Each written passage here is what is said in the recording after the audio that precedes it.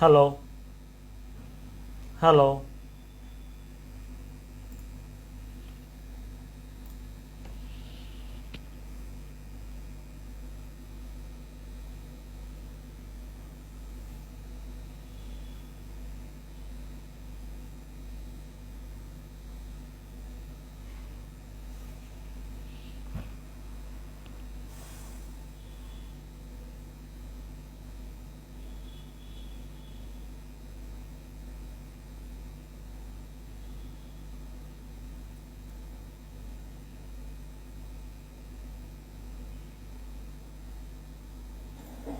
Hello, hello. Hello. Hello. Hello. Hello. এখন আশা করি শোনা যাচ্ছে, তাই না? এখন কি শোনা যাচ্ছে ঠিক মতো? একটু একটু কমেন্ট করে জানাবেন যে শোনা যাচ্ছে কি না। ওকে, আমি তাহলে ক্লাসটা স্টার্ট করব। অলরেডি কিছু কাজের জন্য হচ্ছে আহ, আমার একটু দেরি হয়ে গেল, কিছু টেকনিক্যাল প্রবলেমের জন্য।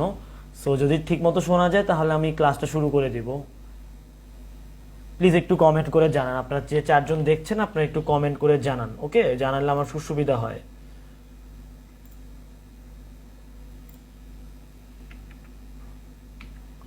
একটু কমেন্ট করে জানান। ওকে, জানালে আমার সুবিধা হয়।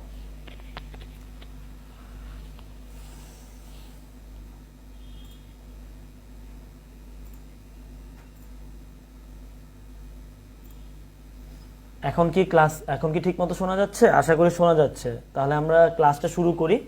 তো বেসিক্যালি আমি একটু মেইনলি যেটা প্রবলেম হয়েছে যে আমার বাসা হচ্ছে সবকিছু ঠিকঠাক করতেছে, রং টং করতেছে, আমার বাসা পুরো চেঞ্জ হচ্ছে আর কি। তো আপনি জেনে খুশি হবেন যে আমি সামনে আর কি বিবাহ বন্ধনে আবদ্ধ হচ্ছি। তো এই জন্য আমার রুম টুম ঘুচাচ্ছে। তো এই জন্য হচ্ছে আমি আর বোর্ডটা আমার রুম থেকে সরায় ফেলতে হয়েছে।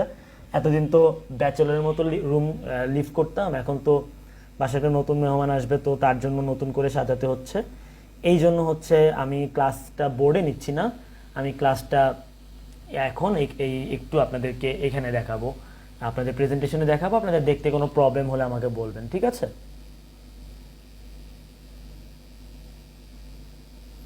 তো আমরা যদি কোনো কিছু না বুঝি আমরা কমেন্ট সেকশনে লিখবো। ওকে, অ্যান্ড আশা করি আজকে ক্লাসটা একটু নতুন ধরনের হবে, কারণ হচ্ছে এই টপিকটা একটু একটু দেখে দেখে পড়লে ভালো হয়। প্লাস আমি হচ্ছে ওই যে বললাম তো বোর্ডের ব্যবস্থা করতে পারছি না, তো কিছু পার্সোনাল প্রবলেমের জন্য। সো আমরা ক্লাসটা শুরু করে দেই। তো আজকের ক্লাসটা আমরা করব হচ্ছে ইন্টারনেট সম্পর্কে। কি নিয়ে পড়বো আমরা? ইন্টারনেট নিয়ে।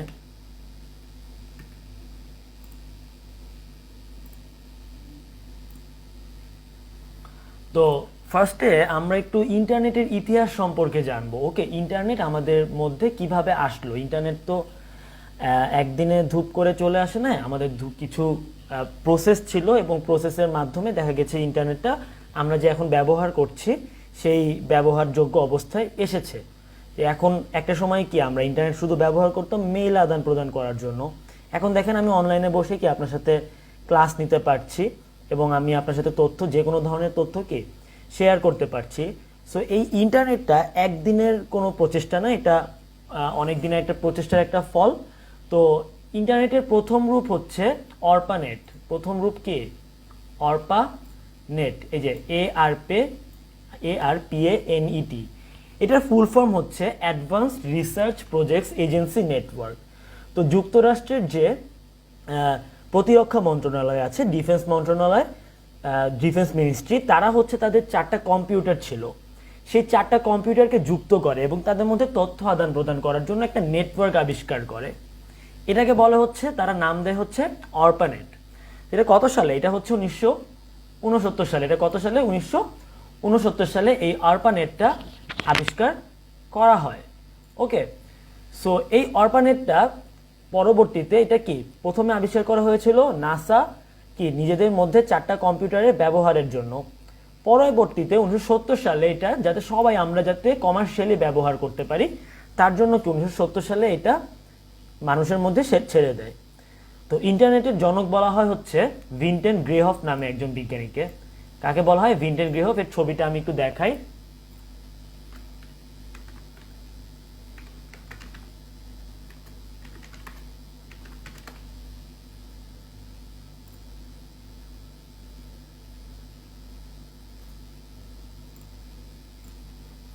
তো এই ব্যক্তি হচ্ছে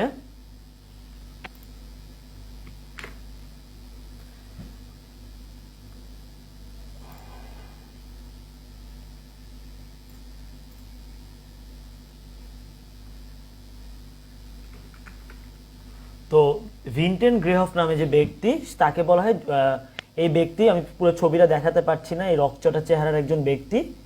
সে হচ্ছে 1982 সাল প্রথম ইন্টারনেটের মানে আবিষ্কার ঘটায়। এই যে ডিফেন্স মিনিস্ট্রি যেটা, সেখানে এসে কি ইন্টারনেটের আবিষ্কার ঘটায়, এবং এই জন্য তাকে বলা হয় ইন্টারনেটের জনক। সো ইন্টারনেটের জনককে ভিনটন গ্রে হফ, এটা আমাদের কিন্তু জানতে হবে, অবজেক্টিভের জন্য কি খুব ইম্পর্টেন্ট। এরপর এখন এই ইন্টারনেটকে আমরা কানেক্ট করার জন্য একটা প্রোটোকল আবিষ্কার করি, কি টিসিপি আইপি প্রোটোকল। ওকে, সো এই টিসিপি আইপি প্রোটোকলটা আমরা এই প্রোটোকল সম্পর্কে আমরা নেক্সট ক্লাসে আমরা একদিন এই আইপি প্রোটোকলগুলো সম্পর্কে আমরা ডিটেলসে জানবো। আপাতত আমরা জানি যে ইন্টারনেটে যে আমরা এক জায়গা থেকে, এক কম্পিউটার থেকে অন্য কম্পিউটারে যে আমরা তথ্য আদান প্রদান করছি, এই তথ্য আদান প্রদান করার জন্য কিছু নিয়ম মেনে চলতে হয়, এদেরকে বলা হয় প্রোটোকল। সো এর মধ্যে একটা হচ্ছে ট্রান্সমিশন কন্ট্রোল প্রোটোকল বা ইন্টারনেট প্রোটোকল। এটা খুব প্রচলিত একটা প্রোটোকল, একটা জায়গা থেকে আরেকটা জায়গায় তথ্য পাঠানোর জন্য। সো 1952 সালে এই ট্রান্সমিশন কন্ট্রোল প্রোটোকলটা চালু হয়, এবং 1969 সালে আইএসপি কোম্পানিগুলো ইন্টারনেট প্রোভাইড করা স্টার্ট করে। এখন আপনাদের কোশ্চেন আসতে পারে, ভাইয়া আইএসপি কি? আইএসপি হচ্ছে ইন্টারনেট সার্ভিস প্রোভাইডার। আইএসপি এটার ফুল ফর্ম কি? Internet service provider. সো আমাদের যেমন গ্যাস দেওয়ার জন্য, বিদ্যুৎ দেওয়ার জন্য বিভিন্ন কি কোম্পানি আছে, এরা কি আমাদের গ্যাস দেয়, বিদ্যুতের সংযোগ দেয়। এরকম ইন্টারনেট সংযোগ দেওয়ার জন্য কি বিভিন্ন কোম্পানিকে এরপর দায়িত্ব দেওয়া হলো, এদেরকে আমরা বলি হচ্ছে আইএসপি। সো এই আইএসপি কোম্পানিগুলো 1989 সালে হচ্ছে ইন্টারনেট মানুষের মধ্যে দেওয়া শুরু করে। এবং এখন ইন্টারনেট যখন চালু হয়ে গেল, এদেরকে নিয়ন্ত্রণ করার জন্য কি দরকার? একটা প্রতিষ্ঠান দরকার, একটা সোসাইটি দরকার। তো এই সোসাইটিটা তৈরি হয় হচ্ছে 1992 সালে। এটাকে বলি আমরা হচ্ছে ইসক বা ইন্টারনেট সোসাইটি। ওকে, আচ্ছা আপনারা একটু কমেন্টে বলেন তো আমার কি দেখা সবকিছু ঠিক মতো ক্লিয়ারলি দেখা যাচ্ছে এবং আমার কথা কি ঠিক মতো শোনা যাচ্ছে? না হলে কিন্তু আমার প্রবলেম হয়ে যাবে। সো একটু ক্লিয়ার আমাকে বলেন। ওকে, এবং আপনাদের কি দেখতে কোনো অসুবিধা হচ্ছে কিনা, সবকিছু কি ক্লিয়ার আছে কিনা?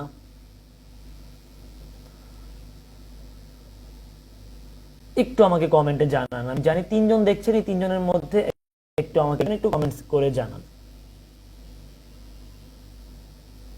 আচ্ছা, তো আমি আবার বলি যে আমার বোর্ডটা হচ্ছে আমার রুম থেকে সরায় ফেলতে হয়েছে, কারণ আমার পুরো রুম রেনোভেট করা লাগছে। এই যে দেখেন আমার রুম, এই যে আজকে নতুন ওয়ার্ড্রোব আসলো, নতুন খাট আসলো, আমার রুম নতুন করে গুছানো লাগতেছে। তো এই জন্য আমার এই বোর্ডটা সরায় ফেলতে হয়েছে। তো আশা করি আপনাদের এখানে কোনো এইভাবে পড়তে কোনো প্রবলেম হবে না। তো এরপর যেটা হয় যে এরপর বাংলাদেশেও ইন্টারনেট আসা শুরু হয় হচ্ছে 1996 সালে। 1996 সালে কি বাংলাদেশে প্রথম ইন্টারনেট আসে। তো এই ইন্টারনেট ব্যবহারকারীর দিক থেকে সবচেয়ে বেশি ব্যবহারকারী হচ্ছে চীনে। চীনের জনসংখ্যা যেহেতু বেশি, ইন্টারনেট ব্যবহারকারীও কি বেশি। এবং সেকেন্ডে কে? ইউএসএ। এরপর সেকেন্ডে কে? ইউএসএ। এবং থার্ডে হচ্ছে ভারত। এখন এই ইনফরমেশনগুলা দেখা যায় যে পরীক্ষার আগে চেঞ্জ হয়ে যায়। ওকে, সো আপনারা যেটা করবেন, পরীক্ষার আগে কারেন্ট অ্যাফেয়ার্স দেখে এই ইনফরমেশনগুলো একটু আপডেট করে হয়ে যাবেন। আরেকটা বিষয় হচ্ছে যে আজকে আপনারা নিশ্চয়ই একটা খবর দেখেছেন যে এখন থেকে পিএসসি ঠিক করেছে যে প্রতি বছর নভেম্বরে একটা সার্কুলার দিবে। সেই সার্কুলারের মধ্যে প্রিলি, রিটেন এবং ভাইবার ডেট দিয়ে দেওয়া হবে। সো আপনারা আশা করতে পারেন নভেম্বরে আপনারা 45-এর সার্কুলার পাবেন। আপনাদের যারা প্রিলির ক্লাসে আমরা ভর্তি হয়ে প্রিলির জন্য যারা ক্লাস করছেন, তাদের ইনশাল্লাহ এই মাসের মধ্যে প্রিলির সব টপিক আমরা শেষ হয়ে যাবে। এটা হচ্ছে লাস্টের আগের টপিক। এরপর জাস্ট আরেকটা টপিক আছে, এরপর প্রিলির টপিকগুলো কি শেষ হয়ে যাবে। তো এরপর থেকে আমি ছোট ছোট করে পরীক্ষা নিব আপনাদের। আশা করি আপনারা পরীক্ষা দিবেন এবং আজকে যেটা আমি পড়াবো এর উপরে আপনাদের একটা হোমওয়ার্ক থাকবে। তো এরপর ইন্টারনেট সম্পর্কে জানতে আমাদের আরেকটা ধারণা সম্পর্কে জানতে হবে, সেটা হচ্ছে ইন্ট্রানেট। ইন্ট্রানেট মানে কি? ইন্ট্রানেট বলতে বোঝায় ইন্টারনাল নেটওয়ার্ক। কি ইন্টারনেট বলতে কি বোঝায়? Internal network. ওকে, অর্থাৎ মনে করেন আমার একটা প্রতিষ্ঠান আছে, আমার কি আছে? একটা প্রতিষ্ঠান আছে, এখানে আমার অনেকজন কর্মচারী আছে। ওকে, সো এদের মধ্যে কানেকশন ক্রিয়েট করার জন্য আমি একটা নেটওয়ার্ক তৈরি করলাম। আমি নিজেদের মধ্যে কি করব? তথ্য আদান প্রদান করব। আমি এই জন্য কি করলাম? একটা নেটওয়ার্ক ক্রিয়েট করলাম। সেটাকেই আমরা বলবো হচ্ছে যে ইন্ট্রানেট, অর্থাৎ আমাদের আন্তঃযোগাযোগের জন্য এটা কি তৈরি। সো ইন্ট্রানেটে হচ্ছে যারা অথরাইজড তারাই প্রবেশ করতে পারবে। অর্থাৎ আমি আমার কম্পিউটারের জন্য আমার প্রতিষ্ঠানের জন্য বানাইলাম, এখানে আমার প্রতিষ্ঠানের বাইরে আর কেউ কি প্রবেশ করতে পারবে না, শুধু আমার কর্মীরাই কি প্রবেশ করতে পারবে। এবং যারা অথরাইজ থাকবে না তারা কি প্রবেশ করতে পারবে না। সো ইন্টারনেটটা কি? ইন্টারনেটে কি থাকবে? আমি নিজের একটা কোম্পানি না নিজের অর্গানাইজেশনের জন্য, নিজের কমিউনিটির জন্য আমি যখন কি করব? একটা নেটওয়ার্ক তৈরি করব তথ্য আদান প্রদানের জন্য, সেটাকে আমরা কি বলবো? ইন্ট্রানেট বলবো। সো ইন্টারনেটে কি থাকবে? একটা ওয়েব সার্ভার থাকবে। দেখেন একটা ওয়েব সার্ভার আছে, একটা এনএচএস সার্ভার আছে, এর থ্রুতে অনেকগুলা ডাম্প টার্মিনাল কি যুক্ত থাকবে। এরা কি সুবিধা নিতে পারবে। যেমন মনে করেন একটা ব্যাংকের এমপ্লয়ীদের জন্য তারা একটা কি সিস্টেম চালু করলো, ওইখানে কি তারা নিজেদের তথ্য হালনাগাদ করতে পারবে, অ্যাটেন্ডেন্স দিতে পারবে, সবকিছু করতে পারবে। সেটাই কি ইন্ট্রানেটের মধ্যে পড়বে। এরপর আসলো হচ্ছে এক্সট্রানেট। সো এখন এই শুধু ইন্টারনেট দিয়ে কি আমি নিজেদের মধ্যে কি একটা কানেকশন ক্রিয়েট করতে পারছি। সো এরপর কি প্রতিষ্ঠানগুলোর কি দরকার হলো যে না আমাদেরকে এখন নিজেদের মধ্যেও কি একটা যোগাযোগ তো করতেই হবে, আমার বাইরের সাথেও কি যোগাযোগ করতে হবে। সেইখান থেকে আমার আসলো হচ্ছে এক্সট্রানেট। সো এক্সট্রানেটে কি হবে? একটা প্রতিষ্ঠান অপর একটা প্রতিষ্ঠানের সাথে কি নেটওয়ার্কের মাধ্যমে যুক্ত হবে। দুইটা ব্যাংক আছে, তারা নিজেদের মধ্যে টাকা ট্রান্সফার করবে, তখন তারা কি করবে? একটা এক্সট্রানেট তৈরি করবে। ওকে, তো যেমন কোনো প্রতিষ্ঠানের ওয়েবসাইট, এই প্রতিষ্ঠানের ওয়েবসাইটে কি প্রতিষ্ঠানের পরিচিতি, প্রতিষ্ঠানের প্রাপ্তি, কর্মীদের পরিচিতি ইত্যাদি ওয়েবসাইটে কি প্রদর্শন করা হবে। এবং আমি যে ইউজার সে কি চাইলে যে কে ওয়েবসাইট থেকে কি এই ইনফরমেশনগুলো পেতে পারবো। তো আমার ইন্টারনাল ইউজ তো হচ্ছেই, আমার সেরকম ভাবে কি এক্সটার্নাল ভাবেও কি এটা একটা ইউজ হচ্ছে। এটাকে কি বলা হয়? এক্সট্রানেট। অর্থাৎ বাইরের কেউ কি এটার ইউজ করার কি একটা অনুমতি পাবো। সো আমরা যদি একটা ছবি আঁকি, ইন্টারনেট কি? ইন্টারনেট হচ্ছে আমার জাস্ট আমার কি হবে? নিজেদের অর্গানাইজেশনের মধ্যে কি আমি একটা কমিউনিকেশন করবো, যে then internet creates an connection inside an organisation. আমার অর্গানাইজেশনের ভিতরে আমার কানেকশন ক্রিয়েট করার জন্য কি আমি ইন্টারনেট ব্যবহার করব। আর এক্সট্রানেটের ক্ষেত্রে কি হবে? এক্সট্রানেটের ক্ষেত্রে হবে কি যে আমার অর্গানাইজেশন যেরকম থাকবে, আমার কি থাকবে? অর্গানাইজেশন যেরকম থাকবে, আমার বাইরে যারা থাকবে অর্গানাইজেশন তাদের মধ্যেও কি আমি একটা কানেকশন ক্রিয়েট করতে পারবো। অর্থাৎ দুই বা ততোধিক অর্গানাইজেশন, দুই বা ততোধিক ব্যাংক নিজেদের মধ্যে কানেকশন ক্রিয়েট করার জন্য এক্সট্রানেট তৈরি করবে। আর এরকম হাজার হাজার এক্সট্রানেট মিলে কি হবে? ইন্টারনেট। অর্থাৎ পৃথিবীর যত এক্সট্রানেট এবং ইন্টারনেট আছে এরা নিজেদের মধ্যে একটা জালের মতো তৈরি করে কি করবে? একটা ইন্টারনেট তৈরি করবে। ওকে, সো এখন আমরা এই ইন্টারনেট সম্পর্কে জানতে হইলে এই ইন্টারনেটটা কি একটা ওয়েবের মতো, একটা কি জালের মতো পুরো পৃথিবী বরাবর কি ছড়িয়ে আছে। সো এটাকে বলা হয় হচ্ছে ওয়ার্ল্ড ওয়াইড ওয়েব। কি বলা হয়? World wide web. সো এই ওয়ার্ল্ড ওয়াইড ওয়েবটা, এই ওয়ার্ল্ড ওয়াইড যে ওয়েব, এটা আবিষ্কার করা হয় 1989 সালে। কোথায়? সুইজারল্যান্ডের সার্ন নামে একটা অর্গানাইজেশন আছে, এরা হচ্ছে নিউক্লিয়ার রিসার্চের জন্য পরিচিত। কয়েকদিন আগে যে ঈশ্বর কণা আবিষ্কার হলো না, এই ঈশ্বর কণা যে আবিষ্কার করেছে এই সার্ন অর্গানাইজেশনটা আবিষ্কার করেছে। সো এটার ফুল ফর্ম কি? European centre for nuclear research. So এরা যে নিজেদের মধ্যে যে তথ্য আদান প্রদান করবে, তথ্য আদান প্রদান করার জন্য, গ্রাফিক্স আদান প্রদান করার জন্য একটা নেটওয়ার্ক তৈরি করে। এটাকেই বলা হচ্ছে ওয়ার্ল্ড ওয়াইড ওয়েব। সো এই যে ব্যক্তি টিম বার্নার্স-লি, এই ব্যক্তি হচ্ছে ওয়ার্ল্ড ওয়াইড ওয়েবের জনক। আমি কয়েকদিন আগে আপনাদেরকে একটা আর্টিকেল দিয়েছিলাম, সেই আর্টিকেলে আমি ওনার সম্পর্কে একটা আর্টিকেল দিয়েছিলাম, সেখানে সে বলেছিল যে আমাদের ইন্টারনেটের প্রতি আমাদের যে একটা দায়বদ্ধতা তৈরি হয়েছে, আমাদের ইন্টারনেটের প্রতি যে একটা একটা ডিপেন্ডেন্সি ক্রিয়েট হয়েছে, এটা আমাদের কমাইতে হবে। সো ওয়ার্ল্ড ওয়াইড ওয়েবের জনককে এই ব্যক্তি, যার নাম হচ্ছে টিম বার্নার্স-লি। এর নাম কি? Team Berners-Lee. সে এই 1990 সালে ওয়ার্ল্ড ওয়াইড ওয়েব কি আবিষ্কার করে, এবং সে প্রথম ওয়েব ব্রাউজার, অর্থাৎ ওয়েব ব্রাউজার কি, এই যে আপনি আমার সাথে ফেসবুক ইউজ করতে কি একটা, যখন আপনি ডেস্কটপে যাবেন তখন কি একটা ব্রাউজারে ঢুকতে হয়, ক্রোম বা মোজিলা, এরকম একটা ব্রাউজারে ঢুকতে হয়। ব্রাউজারে ঢুকে কি আপনার ইন্টারনেটে প্রবেশ করতে হয়। এটাকে আমরা কি বলি? এটাকে আমরা বলি হচ্ছে ওয়েব ব্রাউজার। এটাকে আমরা কি বলি? Web browser. ওকে, সো এই ব্যক্তি প্রথম হচ্ছে একটা ওয়েব ব্রাউজার তৈরি করে, যার নাম হচ্ছে ওয়ার্ল্ড ওয়াইড ওয়েব। পরবর্তীতে সে হচ্ছে এর নাম চেঞ্জ করে দেয় হচ্ছে নেক্সাস। কি নাম দেয়? নেক্সাস।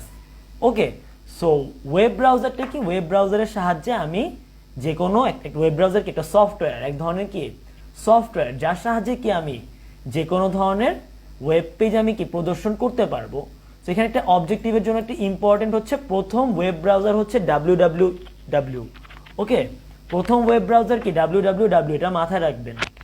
আর প্রথম গ্রাফিক্যাল ওয়েব ব্রাউজার, অর্থাৎ www তে শুধু টেক্সট দেওয়া যেত, এখানে কোনো ছবি আসতো না। সো প্রথম গ্রাফিক্যাল যে ওয়েব ব্রাউজার, এটার নাম হচ্ছে মোজাইক। এটার নাম কি? মোজাইক। মোজাইকে কি করা যেত? ছবি, চিত্র, ভিডিও সবকিছু দেওয়া যেত। সো আমার যদি কোশ্চেন আসে প্রথম ওয়েব ব্রাউজার কি, প্রথম ওয়েব ব্রাউজার হচ্ছে www, আর প্রথম গ্রাফিক্যাল ওয়েব ব্রাউজার হচ্ছে মোজাইক। সো দেখেন এই যে কিছু আমি পপুলার ওয়েবসাইটের নাম দিয়েছি, ছবি দিয়েছি, যে এই যে ফায়ারফক্স, মজিলা ফায়ারফক্স, এটা কি একটা পপুলার একটা ওয়েব ব্রাউজার। মোবাইলে আমরা ইউসি ওয়েব ব্রাউজার ইউজ করি, এবং সবচেয়ে পপুলার ওয়েবসাইট আমরা ইউজ করি যেটা গুগল ক্রোম। গুগল ক্রোম আমরা সবচেয়ে বেশি ইউজ করি। এবং এই যে ব্রেভ, এই ব্রেভ ওয়েব ব্রাউজারটা আমরা ব্লক টেকনোলজির ক্ষেত্রে ইউজ করি। ব্লক টেকনোলজি কি, এটা সম্পর্কে আমি আপনাদেরকে ডিটেলসে বলবো নেক্সট ক্লাসে। সো এই ইন্টারনেট সম্পর্কে জানতে গিয়ে আমার কয়েকটা টার্ম সম্পর্কে জানতে হবে। এর মধ্যে সবচেয়ে প্রথমটা হচ্ছে ওয়েব পেজ। তো আমরা যখন কোনো একটা ডকুমেন্ট দেখাই, আমরা যখন নর্মালি কোনো একটা ডকুমেন্ট দেখাই, তখন কি ওয়ার্ড ফাইল ব্যবহার করি, তাই না? ওয়ার্ড ফাইলের মাধ্যমে কি আমরা একটা ডকুমেন্ট দেখাই। তো ইন্টারনেটেও কি একটা ফাইল দেখাইতে হইলে কি একটা ডকুমেন্ট দেখাইতে হবে। অর্থাৎ আমি ব্রাউজারে কি, আমার যদি ব্রাউজারে আমি একটা তথ্য প্রদর্শন করতে চাই, আমাকে একটা ডকুমেন্টের মধ্যে দেখাইতে হবে। এই ফাইলটাকে আমরা বলি হচ্ছে কি ওয়েব পেজ। যেমন আপনি আমাকে আমার ক্লাসটা করার জন্য কি ফেসবুকে এসেছেন, এবং ফেসবুকের ওয়েব পেজে যেয়ে কি আপনি আমার ক্লাসটা দেখছেন। এই যে যেটা আপনাকে, যে পেজটাতে আমরা কি দেখছি, সেটাই হচ্ছে আমার ওয়েব পেজ। সো এখন এই ওয়েব পেজ তৈরি করার জন্য আমার এই ওয়েব পেজের সাথে কিছু এক্সটেনশন অ্যাড করতে হয়। এক্সটেনশন অ্যাড করলে কি হয়, আমার ওয়েব পেজটা আরও সুন্দর হয়। আমার শুধু যদি আমি লিখে দিই একটা, আমি যদি এখানে লিখে, আমার যদি আমি যে ফেসবুকে যে পেজটা দেখছি, এখানে যদি শুধু লেখা থাকতো, এটা কি সুন্দর লাগতো না? ওকে, তো আমার কি একটা কি দরকার হয়, আমার দরকার হয় হচ্ছে একটা সুন্দর একটা গ্রাফিক্যাল একটা ইন্টারফেস দরকার হয়। এই জন্য আমার কি করা লাগে, কিছু এক্সটেনশন যুক্ত করা লাগে। এই এক্সটেনশনগুলার কিছু নাম আছে, যেমন আমরা .html, এই এক্সটেনশনটা থাকা মানে হচ্ছে এটা হচ্ছে একটা HTML ফাইল। ওকে, HTML কি, আমরা প্রোগ্রামিং যেমন ল্যাঙ্গুয়েজ ব্যবহার করি, আমাদের ওয়েব পেজ লেখার জন্য, ওয়েব পেজ ডেভেলপ করার জন্য আমাদের একটা ল্যাঙ্গুয়েজ দরকার হয়। এই প্রথম যে ল্যাঙ্গুয়েজটা আবিষ্কৃত হয়, এটাকে বলা হয় HTML। এর ফুল ফর্ম হচ্ছে হাইপার টেক্সট মার্কআপ ল্যাঙ্গুয়েজ। কি? Hyper text markup language. এরপর আমরা আরো একটু আধুনিক করার জন্য আমরা .js নামে একটা স্ক্রিপ্ট ইউজ করি। এটা হচ্ছে গিয়ে জাভা স্ক্রিপ্ট বলি। এটাকে কি বলি আমরা? Java script. .php দিয়ে, PHP নামে বর্তমানে আমরা PHP দিয়ে কি ওয়েব পেজ বানাই, এটাকে .php ফাইল বলা হয়। আর .css, এটাও একটা ওয়েব ডেভেলপমেন্ট টুল। এটা দিয়ে কি হয়, এটা দিয়ে আমরা ওয়েব পেজটাকে কি আরো সুন্দরভাবে সাজাতে পারবো। আমি ওয়েব পেজকে কি করতে পারবো, আমি খুব সুন্দরভাবে সাজাতে পারবো। তো ওয়েবসাইট, ওকে, ওয়েবসাইটটা কি, দেখেন আপনার বাসার ফাইলগুলা সাজানোর জন্য আপনি কি করেন, একটা ওয়ার্ড্রপ বা একটা শেলফ ইউজ করেন। এখানে কি আপনি আপনার টপিক ওয়াইজ সব কি জিনিসপত্র, ফাইল কি আপনি সাজিয়ে রাখেন, তাই না? সো এরকম কম্পিউটারেও কি আপনি যে কোনো একটা আপনার তথ্য সাজানোর জন্য আপনার কি দরকার হবে, আপনার দরকার হবে হচ্ছে একটা ওয়েবসাইটের।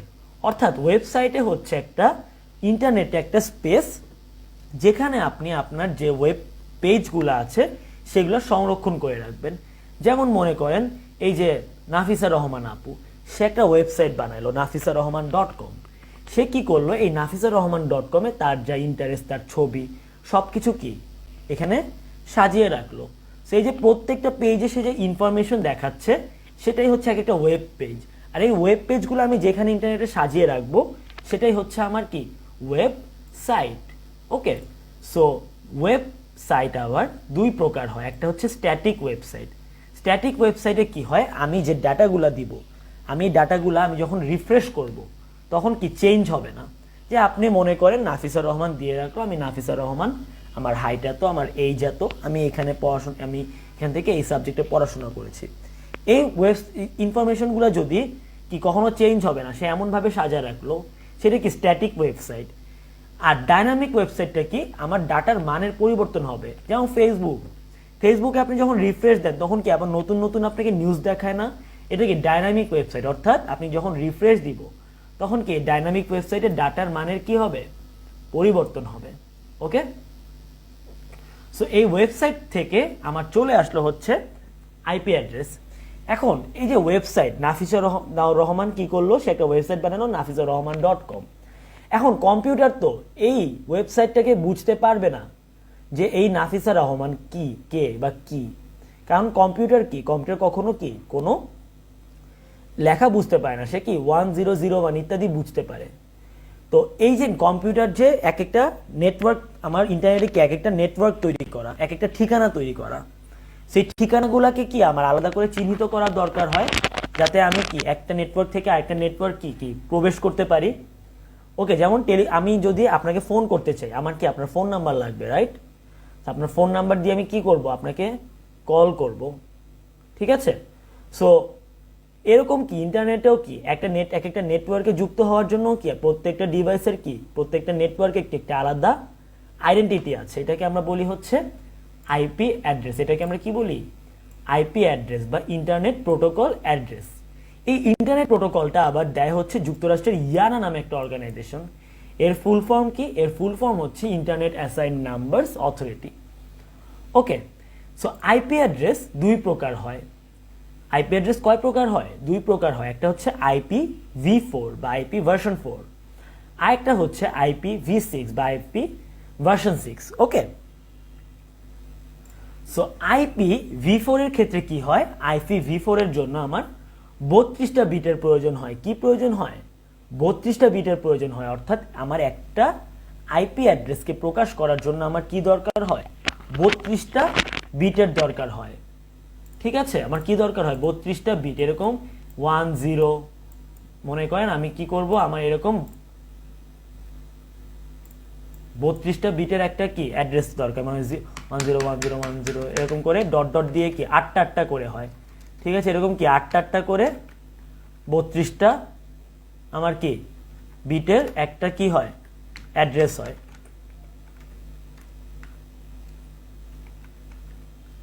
এরকম 8টা করে, এটা দেখেন 32 বিট না? সো এরকম কি এগুলা এক একটাকে আমরা কি বলি, এগুলো এক একটাকে আমরা বলি হচ্ছে অক্টেট। এগুলো এক একটাকে আমরা কি বলি, অক্টেট। এগুলো প্রত্যেকটা এক একটা হচ্ছে আমার অক্টেট। ওকে, এবং এই প্রত্যেকটা অক্টেট আবার কি থাকে, ডট দিয়ে আলাদা করা থাকে। প্রত্যেকটা অক্টেট কি ডট দিয়ে আলাদা করা থাকে।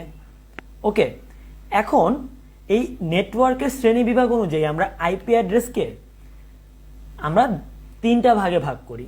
কি ভাগে ভাগ করি, 3টা ভাগে ভাগ করি। এখন আইপি অ্যাড্রেসের আবার 2টা অংশ আছে। আইপি অ্যাড্রেসের একটা অংশকে বলি আমরা নেটওয়ার্ক আইডি, একটা অংশকে কি বলি, নেটওয়ার্ক আইডি, আর একটা অংশকে বলি আমরা হোস্ট আইডি। ওকে, একটা অংশকে আমরা কি বলি, নেটওয়ার্ক আইডি, আর একটা অংশকে আমরা বলি হচ্ছে হোস্ট আইডি। ওকে, সো আইপি অ্যাড্রেসকে আমরা 3 ভাগে ভাগ করি। কি ভাগে ভাগ করি, 3 ভাগে ভাগ করি, ক্লাস এ, ক্লাস বি এবং ক্লাস সি। ক্লাস এর ক্ষেত্রে আমার কি হয়, এই প্রথম যে 8টা প্রথম যে 8টা অক্টেট এইটাই আমার হয় কি, এইটাই আমার হয় হচ্ছে হোস্ট নেটওয়ার্ক আইডি। এই প্রথম 8টা কি নেটওয়ার্ক আইডি, এই প্রথম 8টা আইডি কি নেটওয়ার্ক আইডি। ক্লাস বি এর ক্ষেত্রে প্রথম 16টা অর্থাৎ প্রথম 2টা অক্টেট হয় হচ্ছে নেটওয়ার্ক আইডি। আমার কি হয়, প্রথম 2টা অক্টেট কি হয় নেটওয়ার্ক আইডি হয়। আর ক্লাস সি এর ক্ষেত্রে প্রথম 3টা হয় হচ্ছে নেটওয়ার্ক আইডি, প্রথম 3টা কি হয় নেটওয়ার্ক আইডি। আর পরের যে একটা অক্টেট থাকে বা পরের যে 8টা বিট থাকে সেটা হয় হচ্ছে হোস্ট আইডি। তাহলে ক্লাসের ক্ষেত্রে কি প্রথম 2টা কি নেটওয়ার্ক আইডি, পরেরগুলা কি আমার হোস্ট আইডি, পরেরগুলো আমার কি হয়ে যায় হোস্ট আইডি। আর ক্লাস বি এর ক্ষেত্রে প্রথম 2টা হচ্ছে নেটওয়ার্ক আইডি, পরের 2টা হচ্ছে মানে পরের 8টা হচ্ছে হোস্ট আইডি। আর ক্লাস সি এর ক্ষেত্রে প্রথম 3টা হচ্ছে নেটওয়ার্ক আইডি এবং পরেরটা হচ্ছে হোস্ট আইডি। তাহলে আমরা এই সম্পর্কে একটা ধারণা পেয়ে গেলাম। সো আমরা এখন একটা আইপি অ্যাড্রেস দেখব। সো দেখেন আপনার এই আইপি অ্যাড্রেসটা কি, এই যে এত বড় নাম্বারটা আমার মনে রাখা কি কষ্টকর, কারণ এটা কি একটা ডেসিমেল নাম্বার, রাইট? সো এই ডেসিমেল নাম্বারটাকে আমার সহজে পরিণত করার জন্য আমরা এটাকে কি করি, আমরা এটাকে হেক্সাডেসিমেল দিয়ে আমরা চেঞ্জ করি। কি করি, এটাকে হেক্সাডেসিমেল দিয়ে বা ডেসিমেল দিয়ে চেঞ্জ করি। ওকে, সো দেখেন এই যে 110000 এটা কি 198 192, এটার ইকুইভ্যালেন্ট ডেসিমেল কি 168, এটার ইকুইভ্যালেন্ট ডেসিমেল কি 100, এটার ইকুইভ্যালেন্ট ডেসিমেল কি 1। ওকে, সো আমরা এটাকে কি করি, আমরা যখন এই আইপি অ্যাড্রেস বলি তখন আমরা কি ইকুইভ্যালেন্ট আমরা ডেসিমেল নাম্বার বলি বা হেক্সাডেসিমেল নাম্বার বলি, কারণ এই নাম্বারটা বলা কি অনেক কষ্টকর, অনেক বড় একটা নাম্বার। ওকে,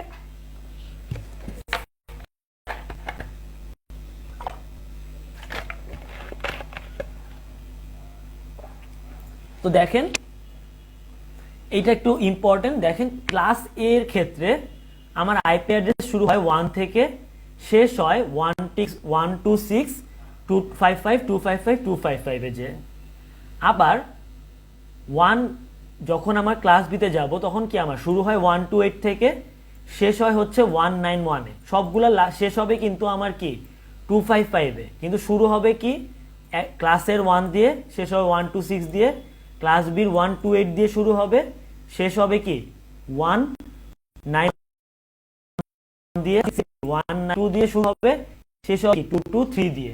দেখেন এক্সাম্পল গুলো দেখলেই বুঝতে পারবেন। 105 এটা কি, যদি আমার একটা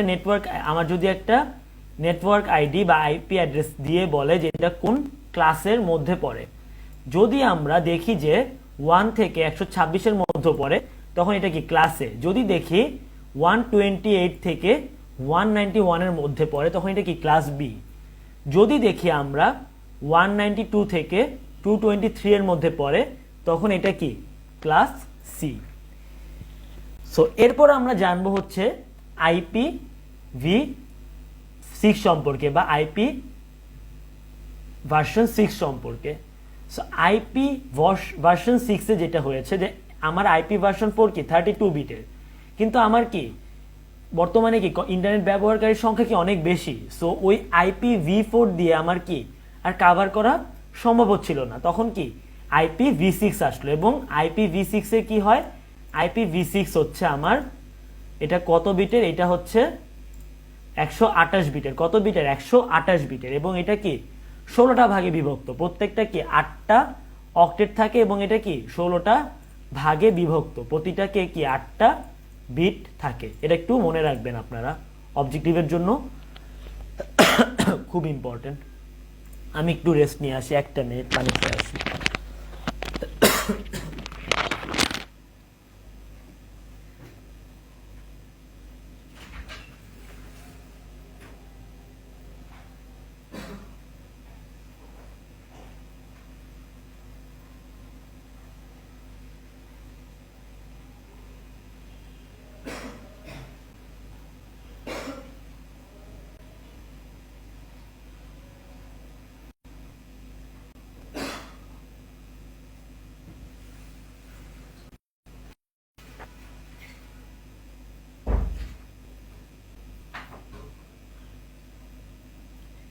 এখন পর্যন্ত যতটুকু পড়িয়েছি সেটাতে যদি কারো কোনো কনফিউশন থাকে একটু আমাকে লিখে দেন, আমি কনফিউশনটা আপনাদের ক্লিয়ার করার ট্রাই করব।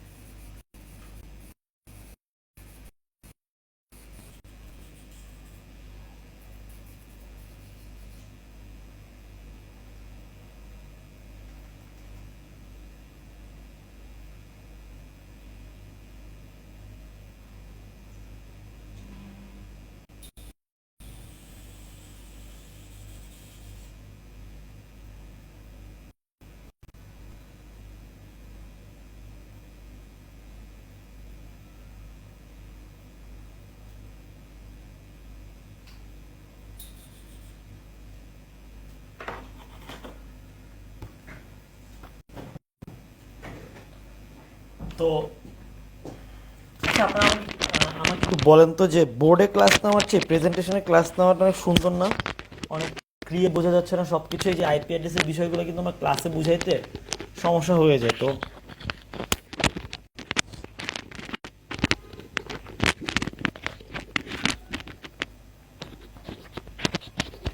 আমি আমি বুঝাচ্ছি, হোস্ট আইডি আর ডোমেন আইডি আপনাদেরকে বুঝাচ্ছি, এখন এটা আসে নাই, ঠিক আছে?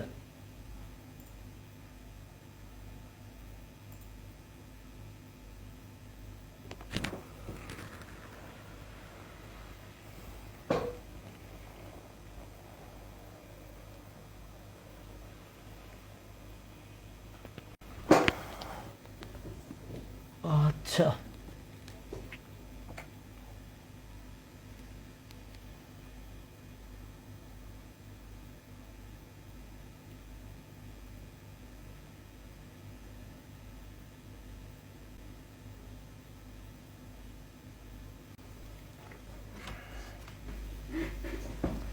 তো এখন আমরা জানবো হচ্ছে ডোমেইন নেম সম্পর্কে। দেখেন, এই যে আইপি অ্যাড্রেস, এটা কি মনে রাখা অনেক কষ্টকর, কারণ এটা কি একটা বাইনারি দিয়ে লেখা হয়।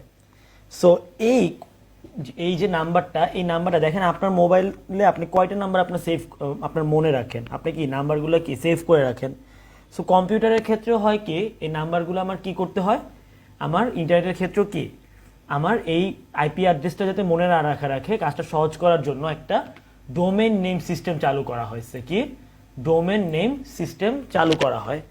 ওকে, এখানে আমার কি করা হয়, আইপি অ্যাড্রেসটাকে শনাক্ত করার জন্য একটা আলফা নিউমেরিক নাম ব্যবহার করা হয়। কি ব্যবহার করা হয়?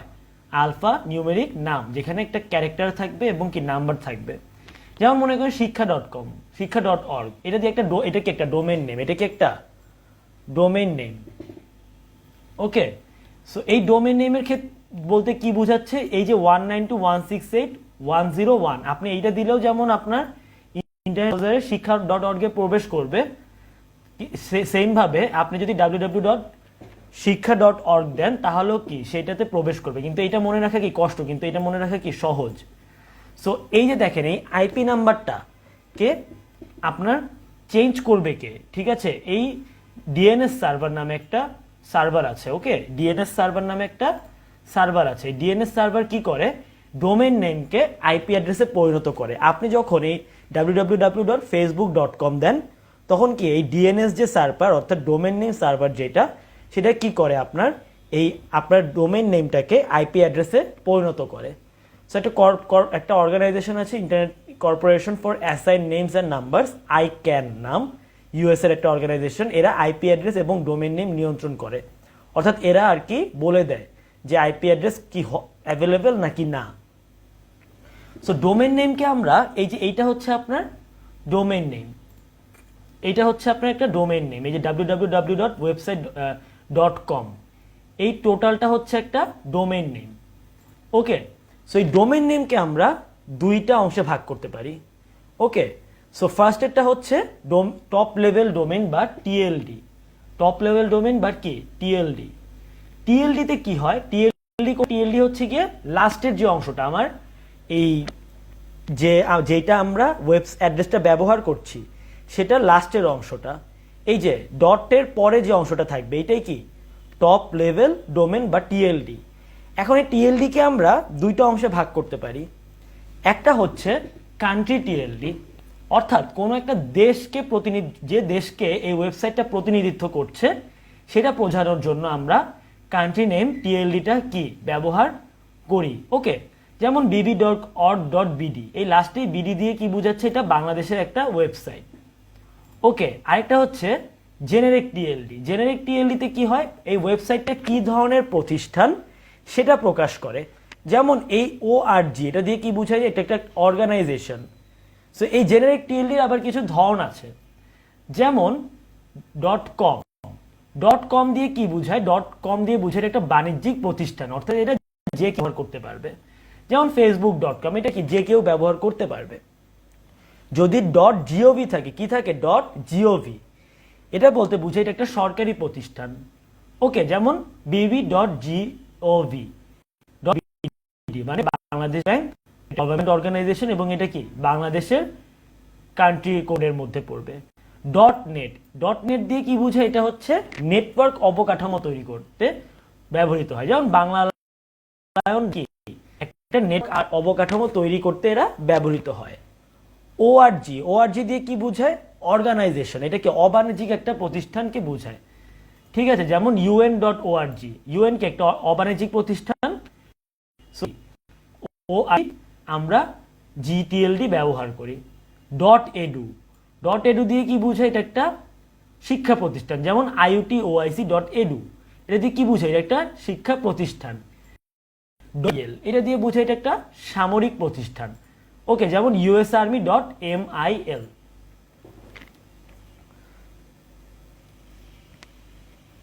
এই ওয়েব অ্যাড্রেসটা, ওই যে ডোমেন নেম যেটা, এটাকে আমরা কি বলি, ওয়েব অ্যাড্রেস বলি। সো এই ওয়েব অ্যাড্রেসের কিছু অংশ আছে, ওয়েব অ্যাড্রেসের কি কিছু অংশ আছে। তো ওয়েব অ্যাড্রেসের প্রথম অংশটা হচ্ছে আপনার প্রোটোকল। প্রথম অংশটা কি প্রোটোকল।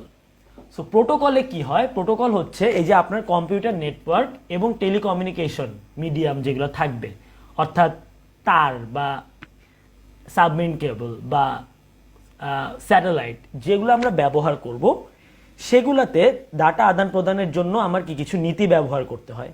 সেটা আমার ওয়েব অ্যাড্রেসের মধ্যে আমার কি করে দিতে হয়, বলে দিতে হয় যে এই নীতি ব্যবহার করে আমরা এই ওয়েবসাইটটাতে প্রবেশ করব।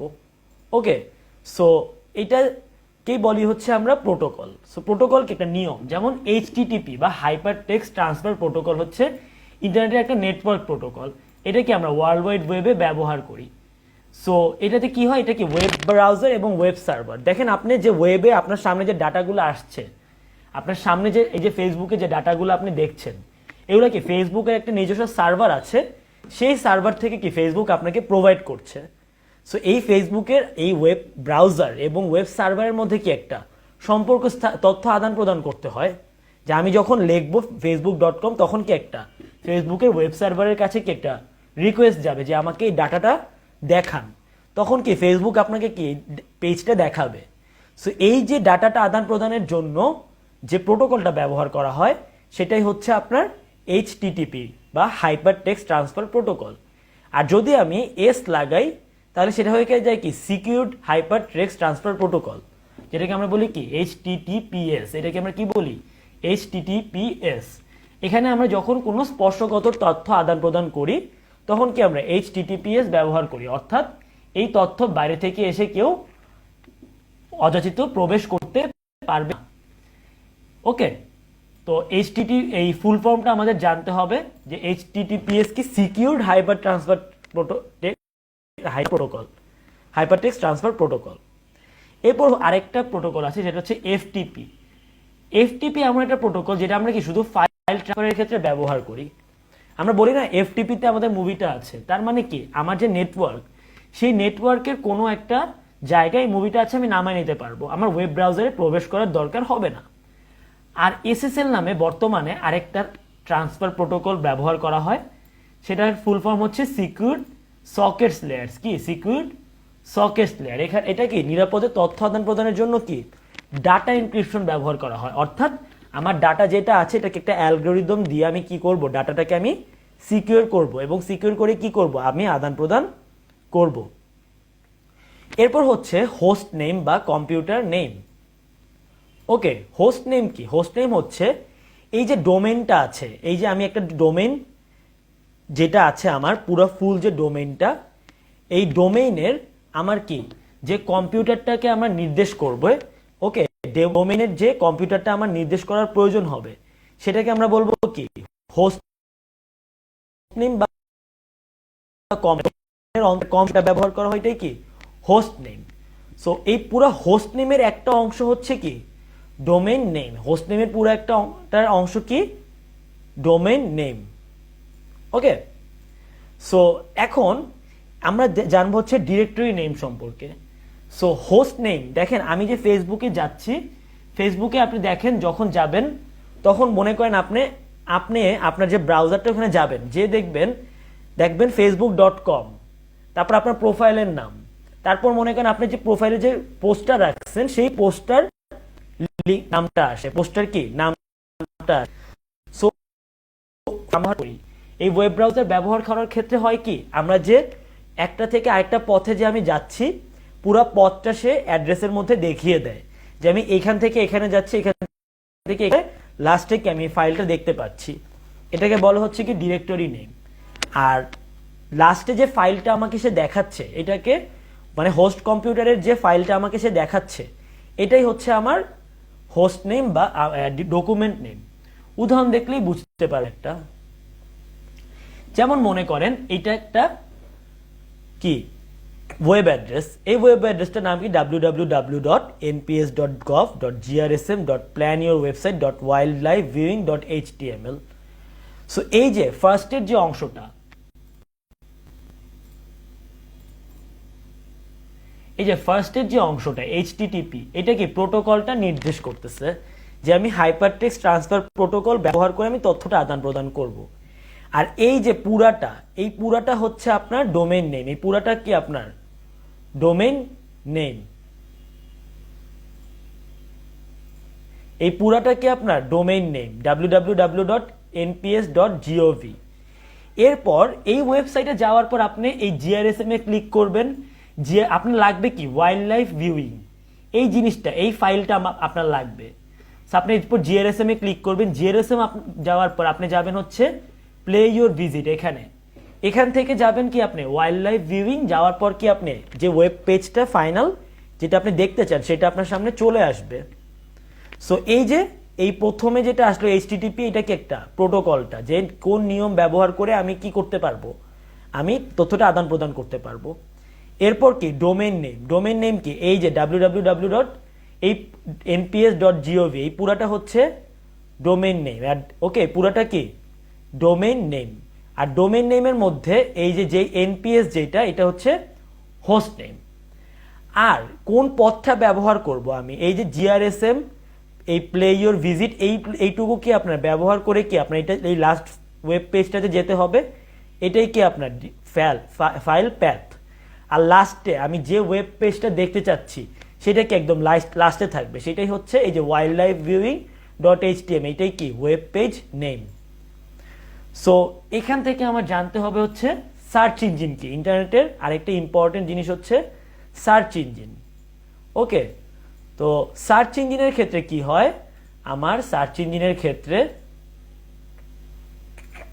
আমরা হচ্ছে এমন একটা সফটওয়্যার বা এমন একটা টুল যেটা কি ওয়ার্ল্ড ওয়াইড ওয়েবের যে কোনো ইনফরমেশন কি সে খুঁজে বের করতে পারে, সে যে ওয়ার্ল্ড ওয়াইড ওয়েবের কি যে কোনো ইনফরমেশন খুঁজে বের করতে পারে। ওকে, যে ওয়ার্ল্ড ওয়াইড ওয়েবের কি যে কোনো ইনফরমেশন খুঁজে বের করতে পারে। ওয়ার্ল্ড ওয়াইড ওয়েবে অনেক ওয়েবসাইট আছে এবং প্রত্যেকের সাথে কি সামহাও কানেক্টেড। এই কানেক্টেড জিনিসটাকে কি সে একটা আপনি যা সার্চ দিবেন সে কি খুঁজে বের করতে পারে। যেমন গুগল কি সবচেয়ে পপুলার ওয়েবসাইট, কারণ ওয়ার্ল্ড ওয়াইড ওয়েবের যে কোনো ইনফরমেশন খুঁজে বের করতে হলে কি আমরা ফার্স্টে কি গুগলে সার্চ দিই। এর আগে ছিল ইয়াহু, এমএসএন, মাইক্রোসফটের হচ্ছে বিং। আর একটা অবজেক্টিভ মনে রাখবেন যে বাংলা প্রথম সার্চ ইঞ্জিন হচ্ছে পিপিলিকা। বাংলা প্রথম সার্চ ইঞ্জিন কি? পিপিলিকা। ওকে, সো এরপর আমার জানতে হবে হচ্ছে ইমেল সম্পর্কে। ইমেল কি? ওকে, এটা সম্পর্কে আমাদের জানতে হবে। সো ইমেল এর ফুল ফর্ম হচ্ছে ইলেকট্রনিক মেইল। ইমেইলের ফুল ফর্ম কি? Electronic mail. ওকে, সো এটা ইন্টারনেট ব্যবহার করে তথ্য আদান প্রদান বা মেসেজ আদান প্রদান করাকে আমরা কি বলি? ইমেল বলি। ওকে, সো রেমন্ড স্যামুয়েল ট্যালকিন্স, ওকে, রেমন্ড স্যামুয়েল ট্যালকিন্স, এই ব্যক্তিকে বলা হয় হচ্ছে ইমেইলের জনক। এই ব্যক্তিকে কি বলা হয়? ইমেইলের জনক। এটা অবজেক্টিভের জন্য ইম্পর্টেন্ট। ওকে, সো প্রত্যেকটা আমরা যে চিঠি আদান প্রদান করি আমাদেরকে প্রত্যেকের কি একটা তথ্য থাকে, রাইট? আমাদেরকে একটা অ্যাড্রেস থাকে, রাইট? সো আমার এই প্রত্যেকটা ইমেল ব্যবহারকারীর কি একটা অ্যাড্রেস থাকে। ওকে, এটাকে আমরা ইমেল আইডি বলি। সো ইমেল অ্যাড্রেসটা এই রূপ হয়। কিরকম হয়? এরকম হয়। ইমেল আইডিটা কিরকম হয়? এই রূপ হয়। ওকে, যেখানে আমার কি ফার্স্টে একটা ইউজার নেম থাকে যেটা আপনার নাম, এরপর কি অ্যাড দেওয়া লাগে। কি দেওয়া লাগে? অ্যাড দেওয়া লাগে। এরপর কি আমি যে ডোমেইন নেমটা, যেমন জিমেইল, জিমেইল আমাকে কি এই ডোমেইনটা প্রোভাইড করতেছে আমার মেইল দেওয়ার জন্য।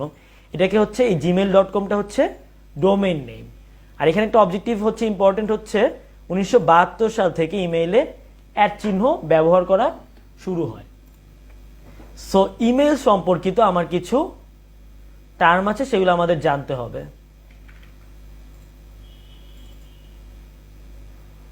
সো ইমেইল যেমন দেখেন, আপনি যখন কোনো একটা চিঠি পাঠান, আপনি কি করেন? যখন একটা চিঠি পাঠান আপনি কি করেন? একটা পোস্ট অফিসে যেয়ে চিঠিটা জমা দেন, তাই না? সেই পোস্ট অফিস থেকে চিঠিটা কি হয়? আপনার পোস্ট অফিস থেকে চিঠিটা আপনার হচ্ছে যার কাছে আপনি চিঠি পাঠাবেন তার পোস্ট অফিসে জমা যায়। সেই পোস্ট অফিস থেকে কি একজন যে কি করে চিঠিটা নিয়ে কি আপনার যে প্রাপক তার হাতে দেয়। সো মেইলের ক্ষেত্রেও কাইন্ড অফ জিনিসটা সেম। মেইলের ক্ষেত্রেও কি কাইন্ড অফ জিনিসটা সেম। সো আমরা এই মেইল পাঠানোর আমরা যে চিঠি পাঠাই, চিঠি পাঠানোর জন্য যেমন আমরা পোস্ট অফিস ব্যবহার করি, সেই রকম আমরা ইমেল পাঠানোর জন্য কি ইমেল সার্ভার ব্যবহার করি। কি ব্যবহার করি? সার্ভার ব্যবহার করি। সো এই সার্ভার আবার দুই ধরনের হয়। একটা হচ্ছে এসএমটিপি সার্ভার বা সিম্পল মেইল ট্রান্সফার প্রোটোকল। ওকে, সো এসএমটিপিতে কি হয়? আপনি যে মেইলটা পাঠাবেন, অর্থাৎ আপনার ইনকামিং যে মেইলটা, ওকে, আপনার যে আউটগোয়িং যে মেইলটা, অর্থাৎ যে মেইলটা আপনি পাঠাবেন সেটা এসে এই এসএমটিপি সার্ভারে এসে জমা হয়। ওকে, এসএমটিপি প্রোটোকল ব্যবহার করে কি এসএমটিপি সার্ভারে এসে জমা হয়। কোথায় জমা হয়? এসএমটিপি সার্ভারে এসে জমা হয়। ওকে, সো এসএমটিপির ফুল ফর্ম কি? Simple mail transfer protocol. এটা রিটেনে আসে যে এসএমটিপি ফুল ফর্ম কি এবং এসএমটিপি কেন ব্যবহৃত হয়। যে আমি যে মেইলটা পাঠাবো সেই মেইলটা আমার কি এখানে তাৎক্ষণিক এসে জমা হয় এবং এসএমটিপি প্রোটোকল ব্যবহার করে কি মেইলটা এখানে এসে জমা হয়। আর আপনার যাকে পাঠাচ্ছেন তারও তো একটা পোস্ট অফিসে যেয়ে কি হতে হবে? জমা হতে হবে। সেটাকে আমরা বলি হচ্ছে পোস্ট অফিস প্রোটোকল। ওকে, বা পিওপি। অর্থাৎ ইনকামিং মেইল, আমার কাছে যে মেইলটা আসবে সেটা যেখানে এসে জমা হয় সেটাকে আমরা বলি কি পোস্ট অফিস প্রোটোকল। সো খুব জনপ্রিয় একটা ইনকামিং মেইল সার্ভিস প্রোটোকল হচ্ছে POP3।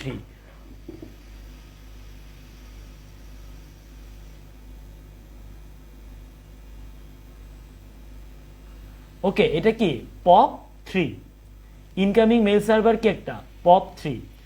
তো এই দেখেন এখানে আমি আপনাকে একটা মেইল পাঠাবেন, এটা এসএমটিপি সার্ভারে এসে কি জমা হবে। জমা হওয়ার পর এসএমটিপি সার্ভার কি তার প্রোটোকল ব্যবহার করে প্রাপকের যে POP3 বা POP3 সার্ভার থাকবে, ওকে, বা পোস্ট অফিস প্রোটোকল থাকবে, সেখানে এসে মেইলটা জমা দিবে। জমা দেওয়ার পর কি এই POP3 থেকে কি যে প্রাপক সে মেইলটা কি করবে? গ্রহণ করবে। সো বর্তমানে আপনার আইম্যাপ নামে একটা প্রোটোকল ব্যবহৃত হয়। আইম্যাপে কি হয়? আপনার এই প্রাপকের এই মেইল সার্ভারে আর প্রবেশ করা লাগে না। সে মেইল সার্ভারে প্রবেশ না করে কি করতে পারে? মেইলটা কি করতে পারে? রিড করতে পারে। ওকে, তো এরপর আমরা ইমেল সংক্রান্ত কিছু শব্দ সম্পর্কে জানবো। ওকে, সো ফার্স্টে আমরা জানবো হচ্ছে কার্বন কপি সম্পর্কে। সো কার্বন কপিতে কি হয়, যাদের কাছে মেইলটা যাবে তাদের সবার ঠিকানা এই কার্বন কপিতে আমি দিয়ে দিব। ওকে, এবং যারা যারা মেইল এই কার্বন কপিতে থাকবে তারা জানতে পারবে যে আর কাকে কাকে মেইলটা কি দেওয়া হয়েছে।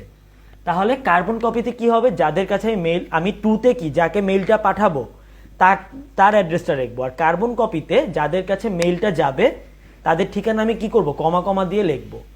এবং এখানে যারা কমা দিয়ে যাদের যাদের নাম লিখবো তারা কি করবে, আমার এই যাদের কাছে মেইল দেওয়া হয়েছে তাদের সম্পর্কে জানবে যে কাদের কাছে মেইলটা পাঠানো হয়েছে। সো আর বিসিসি নামে আরেকটা অপশন থাকে আপনার মেইলে, সেটাই কি হয় সিসির মতো এটা, কিন্তু বিসিসিতে যাদেরকে আমি দিব, অর্থাৎ ব্লাইন্ড কার্বন কপিতে আমি যাদের নাম দিব তাদের কি তারা কি এই কাদের কাছে পাঠানো হয়েছে দেখতে পারবে না, যে আর কার কার কাছে এই মেইলটা পাঠানো হয়েছে। ওকে, সো ব্লাইন্ড কার্বন কপিতে কি আমি দেখতে পারবো না, আমি আর কার যাদেরকে আমি ব্লাইন্ড কার্বন কপিতে রাখবো সে জানবে না যে আমি আর কার কার কাছে মেইলটা পাঠিয়েছি, সে শুধু জানবে তার কাছে মেইলটা পাঠানো হয়েছে। এছাড়া আমরা স্প্যাম নামে একটা জিনিস দেখি, যে অনাকাঙ্ক্ষিত যে মেইলগুলো থাকে অনেক সময় যেগুলো কি ভাইরাস দিতে পারে, সেই মেইলগুলো কি স্প্যাম বক্সে এসে জমা হয়। আর যে মেইলগুলো আমি খসড়া হিসাবে লিখবো, যে আমি পাঠাবো না, পাঠানোর আগে কি আমি খসড়া হিসাবে লিখবো, সেগুলো কি ড্রাফটে জমা হয়। যে একটা মেইল আমি পাঠাবো সেটা আমি কি খসড়া হিসাবে জমা রাখতে চাই, সেটা আমি কোথায় থাকবো, ড্রাফটে রাখবো।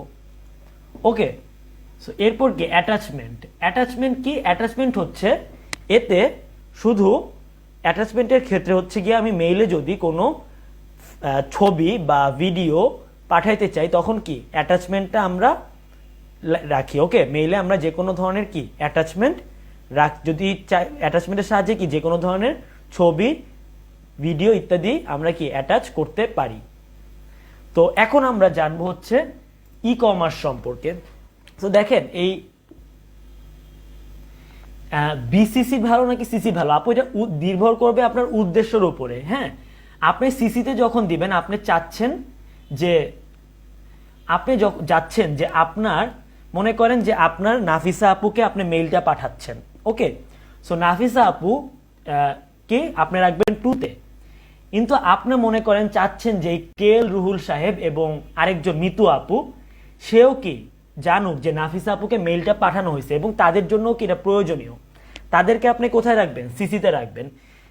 তো নাফিসা আপু আর এই যে কেএল রুহুল আপু এবং মিতু আপু, এরা দুইজন কি জানবে যে নাফিসা আপুকেও মেইলটা পাঠানো হয়েছে এবং কি কেএল রুহেল ভাইকেও কি মেইলটা পাঠানো হয়েছে। কিন্তু বিসিসিতে যদি মনে করেন, বিসিসিতে আপনি আমাকে রাখলেন, আজিমুল ভাইকে রাখলেন। আজিমুল ভাইকে এই আমাদের দুজনকে রাখলে কি হবে, যখন আপনি ব্লাইন্ড সিসিতে রাখবেন আমি জানবো না যে আজিমুল ভাইকে মেইলটা পাঠানো হয়েছে, বা আজিমুল ভাইও জানবে না আমাকে মেইলটা পাঠানো হয়েছে। আমি শুধু জানবো সিসিতে কাকে পাঠানো হয়েছে আর কি টুতে কাকে পাঠানো হয়েছে। অর্থাৎ আমি জানবো যে নাফিস আপুকে পাঠানো হয়েছে, কেএল রুহেল ভাইকে পাঠানো হয়েছে এবং কি মিতু আপুকে পাঠানো হয়েছে, কিন্তু এটা যে আজিমুল ভাইকে পাঠানো হয়েছে এটা আমি জানবো না, কারণ আজিমুল ভাই কি বিসিসির মধ্যে পড়ে। ওকে, তো এই যে ইন্টারনেটের মাধ্যমে কি আমরা বিভাগ, আপনি আশা করি বিসিসি আর সিসি সম্পর্কে আপনার একটা ক্লিয়ার ধারণা হয়েছে। একটু বলেন, যদি ক্লিয়ার ধারণা হয় আমাকে একটু জানান।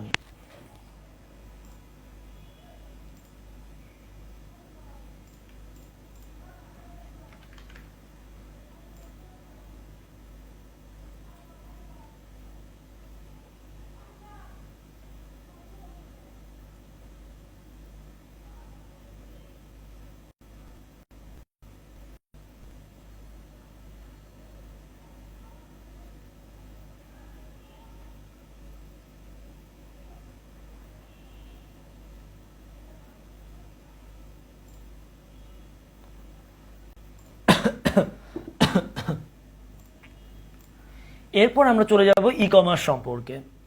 তো বেসিক্যালি যেটা হলো, আচ্ছা একটু দাঁড়ান, আপনাদের হোমওয়ার্কটা আমি একটু মনে করছি, আমার হোমওয়ার্কটা লিখে রাখি।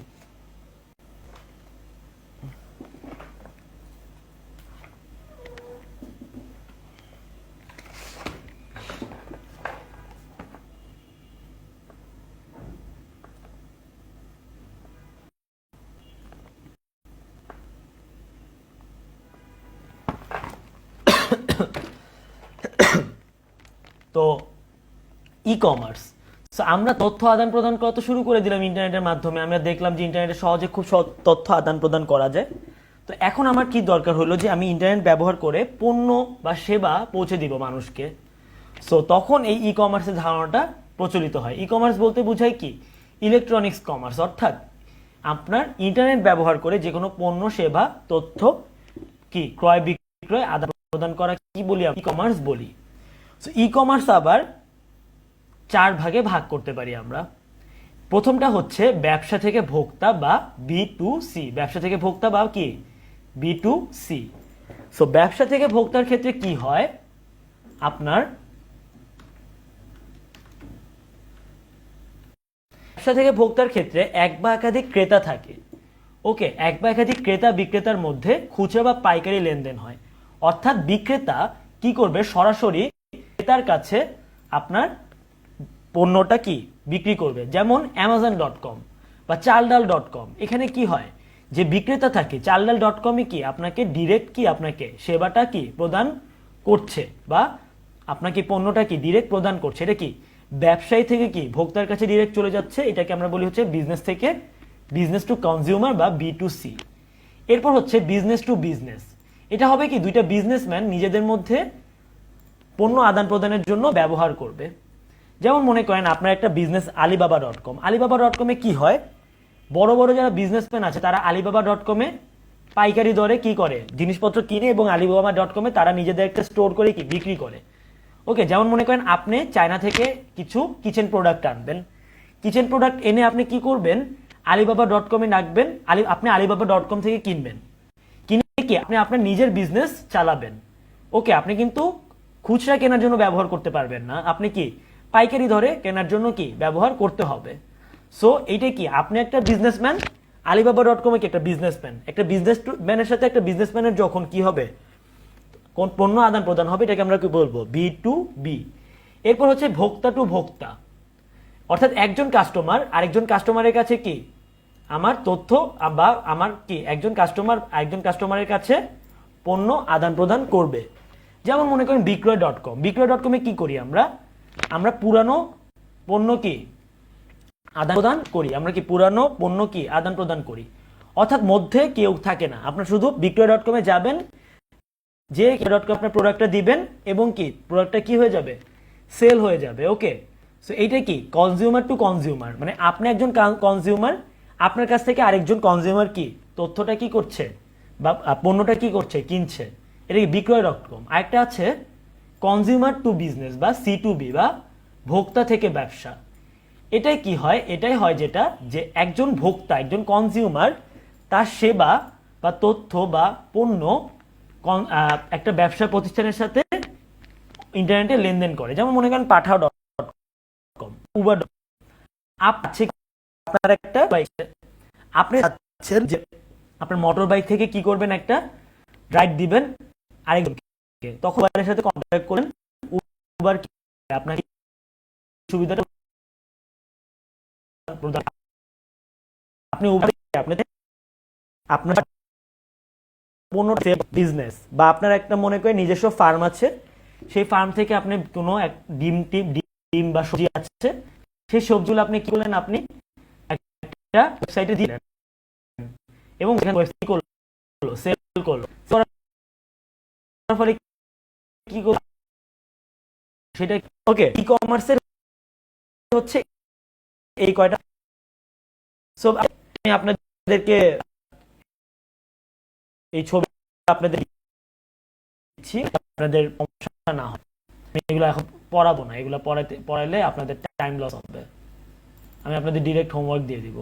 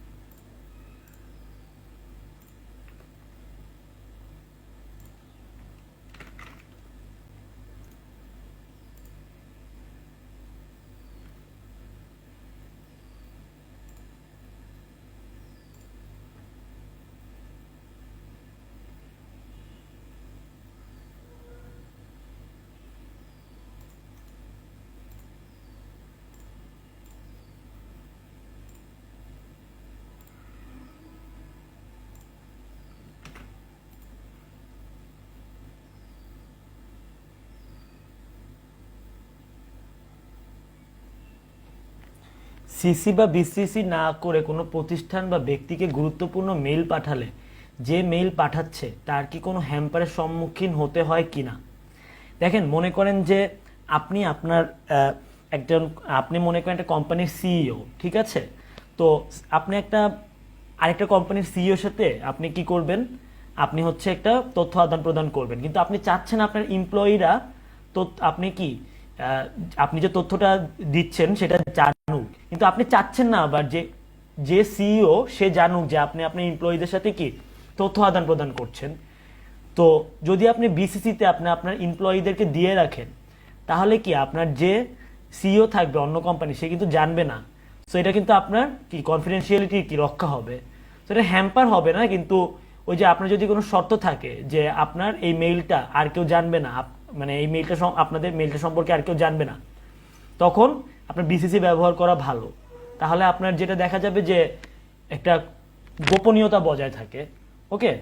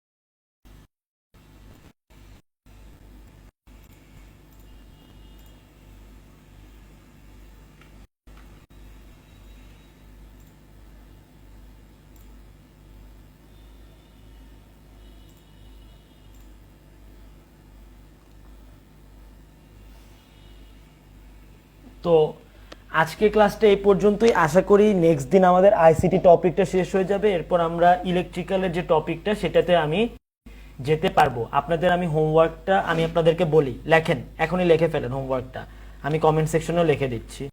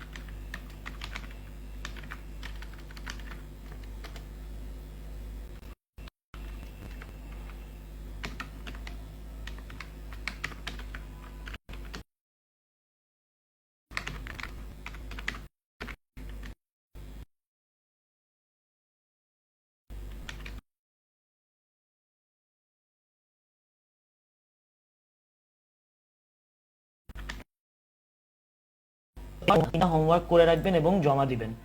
ওকে। সো আজকের ক্লাসটা এই পর্যন্তই। সবাই ভালো থাকবেন। ইনশাল্লাহ খুব শীঘ্রই আরেকটা ক্লাস নিয়ে হাজির হব, এবং সেই ক্লাসের পরে আমরা আমাদের আইসিটির যে পার্টটা এটা আমরা মোটামুটি শেষ করে দিব, আমরা ইলেকট্রিক্যাল পার্টে চলে যাব। ভালো থাকবেন, সুস্থ থাকবেন। আমাদের একটা এক্সাম নেন যেগুলো নিয়েছেন তার উপর, তারপর ইলেকট্রিসিটি পার্টের উপর। আচ্ছা ঠিক আছে, আপনারা কি রিটেন এক্সাম দিতে চান না প্রিলির এক্সাম দিতে চান, এটা আমাকে বলেন, এবং কত মার্কের এক্সাম দিতে চান?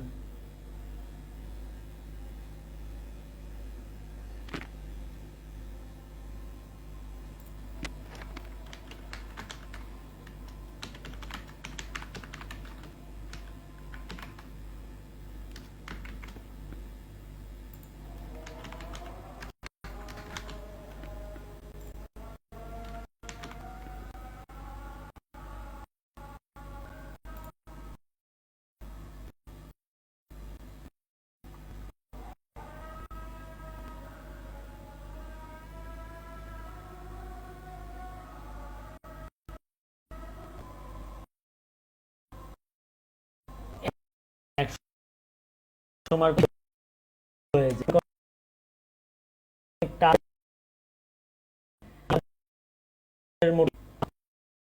একশো মার্কের অনেকটা জান আমি যত আমি আমার দিয়ে দিব। নেক্সট ক্লাসটা শেষ করেই আমি আপনাদের ইনশাল্লাহ এক্সাম নিয়ে নেব। নেক্সট ক্লাসে আমাদের আইসিটি পুরোপুরি কমপ্লিট পাস, কিন্তু আমাকে জমা দেন, ঠিক আছে? সো ভালো থাকবেন সবাই।